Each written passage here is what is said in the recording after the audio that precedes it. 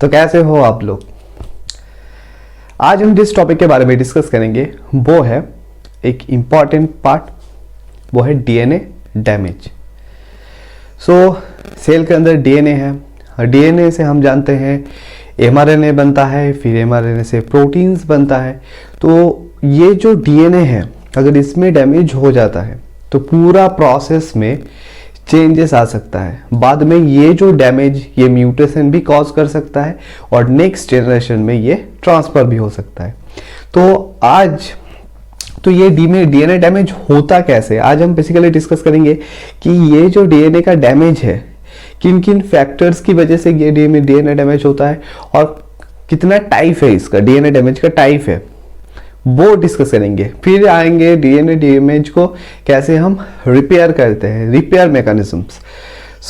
वही देखेंगे। तो क्या है आज का टॉपिक, वो है डीएनए डैमेज। बेसिकली ये जो डीएनए डैमेज का प्रोसेस है इसको हम 2 टाइप में डिवाइड करते हैं। उससे पहले तो ये है हमारा डीएनए, सपोज ये हो गया हमारा डीएनए। डीएनए किस किस बेसिस से बनता है हम जानते हैं, ए, टी, जी एंड सी। ए और टी हो गया हमारा प्यूरिन बेसिस और जी एंड सी हो गया, टी एंड सी हो गया पिरिमिडिन बेसिस। ये प्यूरिन और पिरिमिडिन से हमारा ये जो डीएनए का बैकबोन, डीएनए जो स्ट्रक्चर है वो बनता है। और इसके अलावा रहता है deoxyribose sugar and phosphate backbone. तो बेसिकली यही मिलके टोटल हमारा डीएनए। डैमेज क्या है, अगर किसी भी तरह का damage is a mechanism, is a process in which अगर डीएनए का बेसिस में कुछ चेंज आता है, ये जो बेसिस है ए, टी, जी, सी में कुछ चेंज आया, अगर कुछ चेंज आने से फर्क क्या पड़ेगा इसके। अगर ए में हम जानते हैं ए के साथ टी बाइंड करता है, अगर कुछ चेंज हो गया ए में तो ये टी के साथ नहीं बाइंड करके ये सी के साथ करेगा। तो अगर सी के साथ ये बाइंड करेगा तो ओवरऑल जो स्ट्रक्चर है, रेप्लिकेशन के टाइम में जो स्ट्रक्चर है उसमें कुछ चेंजेस आ जाता है। सीक्वेंस में जो सीक्वेंस था उसमें कुछ चेंजेस आ जाता है, बाद में वो म्यूटेशन भी कॉज कर सकता है अगर उसको रिपेयर हम ना करें। तो ये तो हो गया इसमें। ये शुगर एंड जो फॉस्फेट का बैकबोन है इसमें भी कुछ चेंज आ सकता है। तो ओवरऑल डीएनए स्ट्रक्चर्स में अगर किसी भी तरह का कोई अल्टरेशन हो, बेसिस में कुछ ऑल्टरेशन हो, उसको एक कहा जाएगा डीएनए डैमेज। डीएनए डैमेज को हम 2 टाइप में डिवाइड, 2 टाइप्स नहीं, सोर्स ऑफ डीएनए डैमेज को अगर हम देखेंगे, मतलब कैसे डीएनए डैमेज होता है किन किन फैक्टर्स से, तो हम 2 टाइप, मेनली 2 टाइप में इसको मिलेगा हमें। एक तो हो गया एंडोजीनस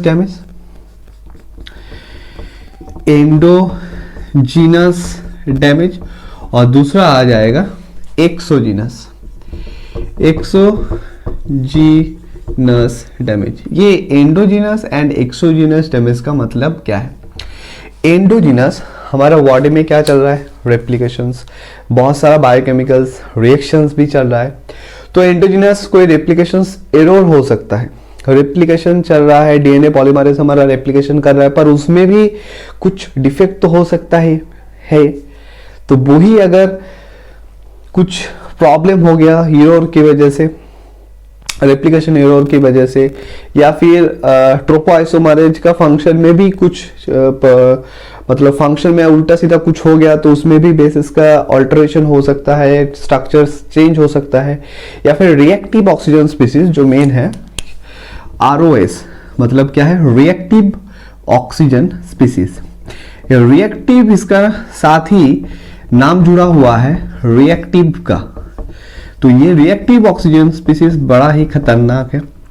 लाइक सिंगलेट ऑक्सीजन हो सकता है, या फिर हाइड्रोजन पेरोक्साइड एक एग्जांपल हो सकता है, या फिर और भी है। तो ऐसे कुछ reactive singlet oxygen, reactive oxygen species में आ सकता है हाइड्रोजन पेरोक्साइड। तो ये जो सारा जो रॉस है रिएक्टिव ऑक्सीजन स्पीसीज से, वो सेलुलर रेस्पिरेशन से भी बन सकता है, या डिफरेंट टाइप्स ऑफ बायोकेमिकल जो रिएक्शंस है उसमें से भी ये बन सकता है।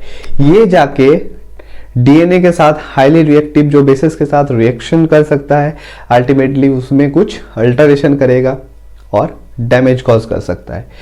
तो ये हो गया एंडोजिनस। तो एंडोजिनस में रेप्लिकेशन एरर आ सकता है। टोफोआइसोमरेज में कुछ अगर टोफोआइसोमरेज ठीक से ना काम करे तो वो भी डैमेज कॉज कर सकता है।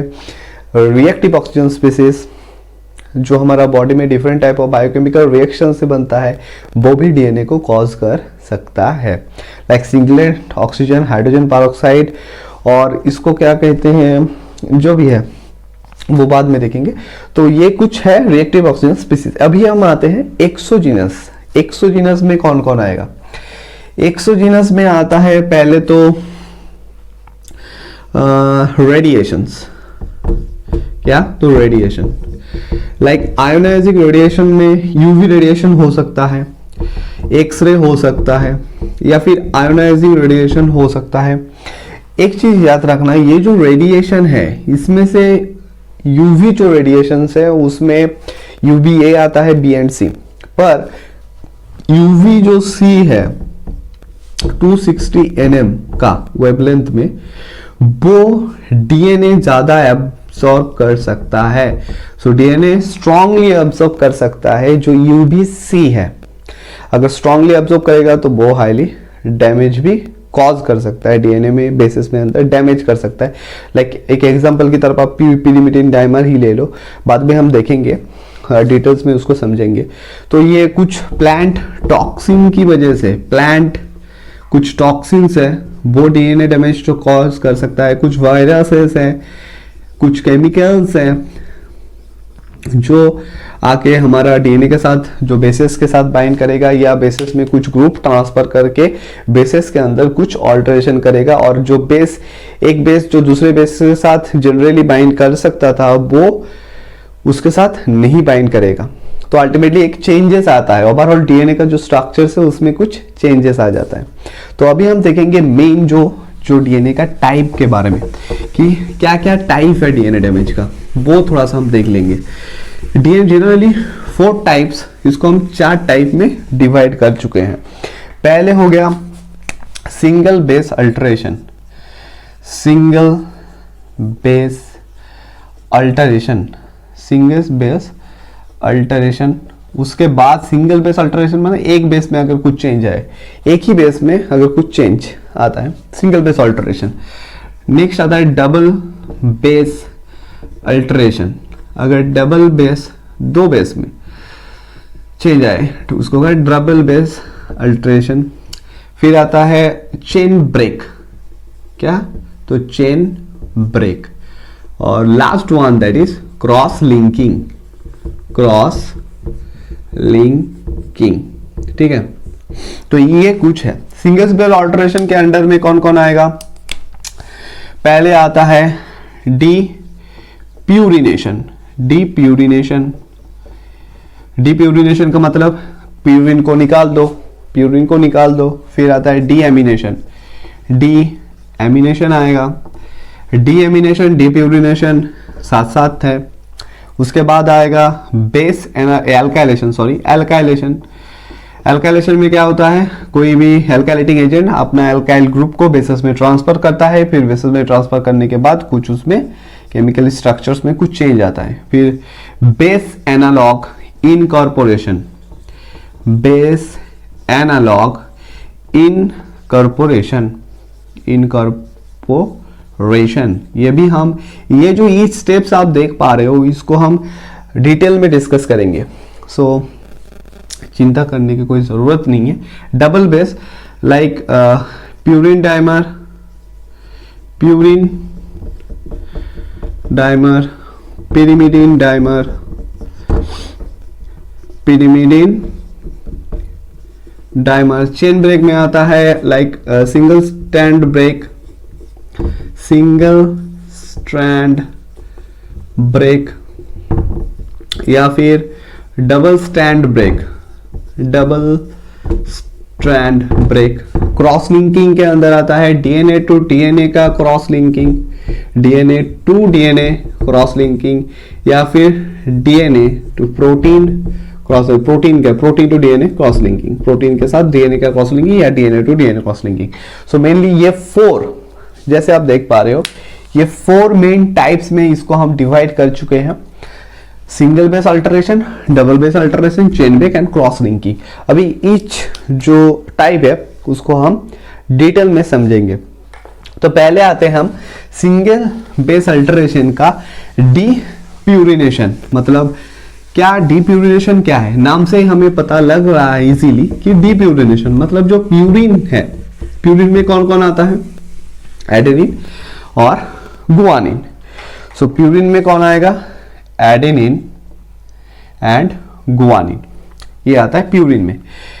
प्यूरिन डीप्यूरिनेशन का मतलब एडेनिन एंड जो गुआनिन है उसको निकाल देना, डीएनए का जो स्ट्रक्चर्स है उससे एडेनिन और गुआनिन को निकाल देना। तो ये कैसे निकला, कोई यूवी रेडिएशन की वजह से, रिएक्टिव ऑक्सीजन स्पेसिस की वजह से, आयोनाइजिंग रेडिएशन की वजह से, कुछ केमिकल्स की वजह से ये जो डीप्यूरिनेशन है ये हो सकता है। स्पॉन्टेनियस भी हो सकता है, मतलब कोई केमिकल या बाहर से कोई फैक्टर के अलावा अंदर से एंडोजेनस कोई फैक्टर्स की वजह से भी, कुछ रेप्लिकेशन के एरर की वजह से, या फिर मतलब उस तरह सा कुछ एंडोजेनस फैक्टर की वजह से भी ये जो डीप्यूरिनेशन हो। सो जैसे आप देख पा रहे हो यहाँ पर ये है गुआनिन और ये जुड़ा हुआ है डीऑक्सीराइबोज शुगर और यहाँ पर फॉस्फेट, मतलब बैकबोन से ये हमारा जो गुआनिन ये अटैच्ड हुआ है।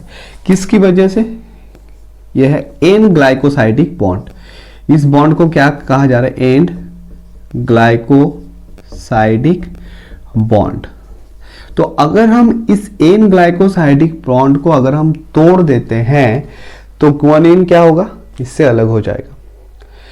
तो ऐसे अगर किसी भी वजह से ये जो एन ग्लाइकोसाइडिक बॉन्ड है जिसकी वजह से गुआनिन हमारा डीऑक्सीराइबोज जो साथ जुड़ा हुआ है उसको अगर हम ब्रेक करते हैं तो ये जो प्यूरिन बेस है वो इससे अलग हो जाएगा। सपोज ये हमारा डीएनए है, ठीक है, इसमें और भी हमारा बेसिस है और इसमें क्या है, गुआनिन एन ग्लाइकोसाइडिक बॉन्ड से जुड़ा हुआ है और इसी के साथ पेयर कर रहा है। अगर इसको हम तोड़ देते हैं तो ये क्या होगा, ये भी यहां से रिमूव हो जाएगा। रिमूव हो जाने के बाद यहाँ पे ये जैसे आप देख पा रहे हो एक खाली जगह तैयार होगा, इसको कहा जाता है एपीसाइट। एपीसाइट का मतलब एप्यूरिनिक साइट, मतलब कुछ भी अभी नहीं है, एप्यूरिनिक साइट। पर अगर इसको रिपेयर नहीं किया गया और रेप्लिकेशन हो जाता है तो ऊपर का पार्ट अगर रेप्लिकेट करता है तो हमारा होना चाहिए कितना, 1 2 3 4 5 बेसिस, पर होगा कितना, 4 बेसिस का रेप्लिकेशन होगा, क्योंकि यहाँ पे ऑलरेडी एक वैकेंट जगह है, मतलब एक स्पेस है ऑलरेडी। उस स्पेस से क्या कुछ बेसिस जो हमारा पॉलीमरेज क्या ऐड करेगा, नहीं, उसमें कुछ बेसिस नहीं है, तो क्या कॉम्प्लीमेंटरी क्या बेसिस ऐड करेगा उसमें, तो एक खाली जगह तैयार होगा। 5 बेसिस था, 4 बेसिस हो गया। तो ये भी एक प्रॉब्लम हो सकता है, मतलब डीप्यूरिनेशन प्रोसेस में अगर इसको रिपेयर नहीं किया जाता है, म्यूटेशन कॉज कर सकता है। तो रिपेयर किया जाता है जनरली बेस एक्सcision रिपेयर के थ्रू। हम बाद में देखेंगे कि बेस एक्सcision रिपेयर कैसे होता है, पहले डैमेज पढ़ लेते हैं उसके बाद।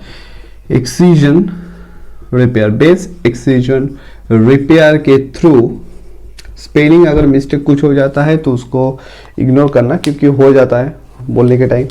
तो मेन हमारा कॉन्सेप्ट को क्लियर करना है, ठीक है। तो डीप्यूरिनेशन से हमारा एपीसाइट बनता है, इस एपीसाइट को हमें बेस एक्सcision जो रिपेयर है उससे हम इसको रिपेयर कर सकते हैं। यही है हमारा डीप्यूरिनेशन प्रोसेस, मतलब डीप्यूरिनेशन से हमारा कैसे डीएनए का डैमेज होता है वो हम यहाँ पर हम देख चुके हैं। अभी हम लोग आते हैं डीएमिनेशन में। डीएमिनेशन में क्या होगा, डीएमिनेशन में क्या होगा, यहाँ पर भी सेम फंडा है। डी मतलब क्या, डीएमिनेशन, एमिनो ग्रुप को निकाल दो डीएनए से। डीएमिनेशन में क्या होता है, एमिनो जो ग्रुप है लाइक NH2 इसको निकाल दो बाहर, बेसिस से निकाल दो। कोई एडेनिन है, एडेनिन से अगर हम इस NH2 ग्रुप को निकालते हैं तो क्या तैयार होगा, हाइपोजेंथिन। हाइपोजेंथिन अगर गुआनिन से हम इस NH2 ग्रुप मतलब NH3 जैसे ये रिमूव होता है, तो इसलिए हम NH3 प्लस लिख रहे हैं, रिमूव करते हैं तो वो किस में कन्वर्ट होगा, ज़ैंथीन में। अगर गुआनिन के बाद अगर साइटोसिन को हम उससे NH3 प्लस को रिमूव करते हैं तो वो किस में कन्वर्ट होगा, यूरासिल में। किस में कन्वर्ट होता है, यूरासिल में। बेसिकली एक डीएमिनेटिंग एजेंट है, उसका नाम है नाइट्रिक ऑक्साइड, नाइट्रिक एसिड। ये जो नाइट्रिक एसिड है, इसकी वजह से भी हमारा जो डीएनए है उसमें कुछ चेंजेस आता है, बेसिस में कुछ चेंजेस आता है। तो ए जनरली किसके साथ पेयर अप करता है, ए करता है टी के साथ, पर जो हाइपोजेंथिन जब क्रिएट होगा तो ये किसके साथ पेयर अप करेगा, सी के साथ। ठीक है, जी जनरली सी के साथ पेयर अप करता है, पर ज़ैंथीन किसके साथ पेयर अप करेगा, हमारा टी के साथ। और यूरासिल तो हम जानते हैं ए के साथ पेयर अप कर सकता है। तो ये तो हो गया नाइट्रिक एसिड, मतलब नाइट्रिक एसिड की वजह से अगर डीएमिनेशन होता है तो। पर ऐसा और कुछ है लाइक हाइड्रोक्सिलामाइन, एक और है हाइड्रोक्सिलामाइन। ये क्या कॉज कर सकता है, ये भी जो साइटोसिन है उस साइटोसिन को कन्वर्ट करेगा किसमें, NH3 को निकाल देता है और उसको कन्वर्ट करेगा हाइड्रोलामाइन साइटोसिन। ये भी किसके साथ पेयर करता है, ये भी पेयर करेगा किसके साथ, तो ये एक यूरासिल के जैसे ही काम करता है यूरासिल में। और एक है हाइड्रोक्सिलामाइन के अलावा, वो है बिसल्फेट, सोडियम बिसल्फेट में भी एक बार देख लेते हैं, वो है सोडियम बिसल्फेट। तो दूसरा है सोडियम बिसल्फेट। सो सोडियम बिसल्फेट जो है वो भी साइटोसिन से यूरासिल में कन्वर्ट होता है, साइटोसिन से यूरासिल में, और NH3 को वो निकाल देता है, NH3 प्लस को एमिनो ग्रुप को निकाल देता है। और एक है हमारा 5-मिथाइल साइटोसिन। अगर इसका डीएमिनेशन होता है, NH3 ग्रुप को हम निकाल देते हैं, NH2 ग्रुप को मतलब NH3 प्लस ग्रुप को अगर हम इससे निकाल देते हैं तो ये कन्वर्ट हो जाएगा थाइमीन में। तो ये तो हो गया डीएमिनेशन। कुछ डीएमिनेटिंग एजेंट नाइट्रिक एसिड हो सकता है, हाइड्रोक्सिलामाइन एंड सोडियम बिसल्फेट, ये कुछ डीएमिनेटिंग एजेंट्स का एग्जांपल है। ये इसके अलावा स्पॉन्टेनियस डीएमिनेशन भी हो सकता है। ठीक है, अभी यहाँ पर दो टर्म के बारे में अभी हम देखेंगे। ठीक है, इसको रख के देख लेते हैं। एक है ट्रांजिशन और दूसरा वर्ड है ट्रांसवर्शन ट्रांजिशन एंड ट्रांसवर्शन। ये जो ट्रांजिशन एंड ट्रांसवर्शन का मतलब क्या है, सब्स्टिट्यूशन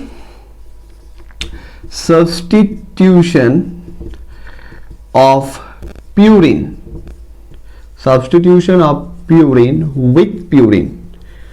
विथ प्यूरिन और वाइस वर्सा। मतलब क्या है, इसका मतलब क्या है, सब्स्टिट्यूशन, कोई प्यूरिन बेस से, एक प्यूरिन था A, उसके जगह कौन आ गया G। अगर ऐसा होता है, अभी हम देखेंगे तो हमें इजीली समझ में आएगा। तो उस तरह का जो कन्वर्शन हो रहा है उसको हम कहते हैं ट्रांजिशन टाइप ऑफ म्यूटेशन भी आप कह सकते हो। तो दूसरा है सब्स्टिट्यूशन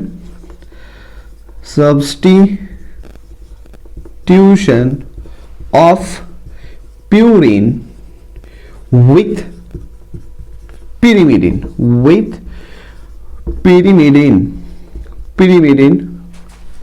या और वाइस वर्सा।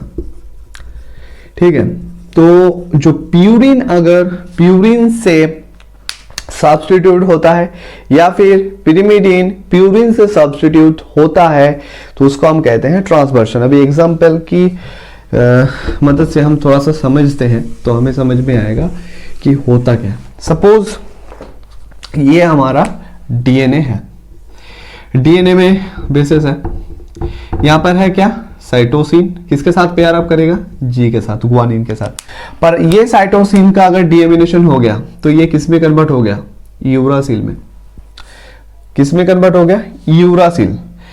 ये जो यूरासिल है, साइटोसिन का डीएमिनेशन करने के बाद ये यूरासिल में कन्वर्ट होगा। फिर इसका जब रेप्लिकेशन होगा तो क्या होगा, जब इसका रेप्लिकेशन होगा, नीचे का जो पार्ट है, नीचे का जो पार्ट है वो जब टेम्पलेट के जैसे काम करेगा तो जी की ऑपोजिट में सी आएगा, सी आएगा, जी का ऑपोजिट से है तो वो सेम रहेगा। पर ऊपर का जो, ऊपर ये वाला अगर स्टैंड काम किया टेम्पलेट के जैसे तो क्या होगा, ये तो यूरासिल है, यूरासिल किसके साथ पेयर अप करता है, एडिनिन के साथ। किसके साथ, एडिनिन के साथ ये पेयर अप करेगा। तो एडिनिन के साथ पेयर अप करने से क्या होगा, पहले था क्या, गुआनिन, कन्वर्ट किस में हो गया, अभी ये एडिनिन, ये भी एक प्यूरिन बेस है, ये भी एक प्यूरिन बेस है, तो जी सब्स्टिट्यूट हो रहा है किसकी, ए जी की जगह कौन लग रहा है, ए। तो इस टाइप का हम जो प्रोसेस है, कन्वर्शन है, एक की जगह एक, तो इसको क्या करते हैं, transition type of mutation. Transversion opposite है, अगर गुआनिन की जगह सी आ गया, अगर ए की जगह टी आ गया तो उसको हम कहते हैं ट्रांसवर्सन। सो ये एग्जांपल जो है ये है ट्रांजिशन टाइप ऑफ म्यूटेशन, आप कह सकते हो, या ट्रांजिशन, ठीक है, ट्रांजिशन टाइप ऑफ म्यूटेशन। अभी जब म्यूटेशन का टाइप वहां पर भी हम देखेंगे। तो नेक्स्ट इसके बाद क्या आता है, ये तो हो गया डीएमिनेशन। अच्छा, इसको रिपेयर करने का भी प्रोसेस है, बेस एक्ससिजन रिपेयर के थ्रू भी हम डीएमिनेशन को मतलब रिपेयर कर सकते हैं, बेस एक्ससिजन रिपेयर। डीएमिनेशन के बाद का जो प्रोसेस है वो है एल्काइलेशन। क्या है, एल्काइलेशन। एल्काइलेशन प्रोसेस क्या है, एल्काइलेशन के में एल्काइल ग्रुप को ट्रांसफर किया जाता है, एल्काइलेशन। एल्काइलेशन में क्या होगा, एल्काइल ग्रुप को ट्रांसफर किया जाएगा बेसिस में। अगर बेसिस में एल्काइल ग्रुप को ट्रांसफर किया जाएगा तो बेसिस में कुछ चेंजेस आता है, वही हम देखेंगे। लाइक एग्जांपल एक है इथिलीन, इथाइल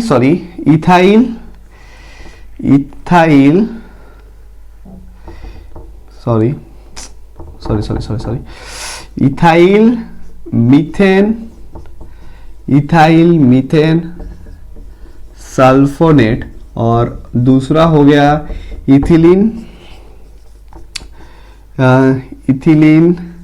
एमोनियम मस्टर्ड में भी देख लेते हैं थोड़ा सा, sorry, ethylene ammonium mustard, ethylene ammonium mustard. तो ये दो, और भी है बहुत सारा एल्काइलेटिंग एजेंट, पर हम दो के बारे में देख रहे हैं। सो पहले आता है इथिलीन मीथेन सल्फोनेट। ये क्या करता है, सपोज यहां पर एक डीएनए है, डीएनए में बेसेस है, एक बेसिस है गुआनिन, इसके इधर क्या है, साइटोसिन। अभी ये इथिलीन मीथेन जो सल्फोनेट, इथाइल मीथेन जो सल्फोनेट है,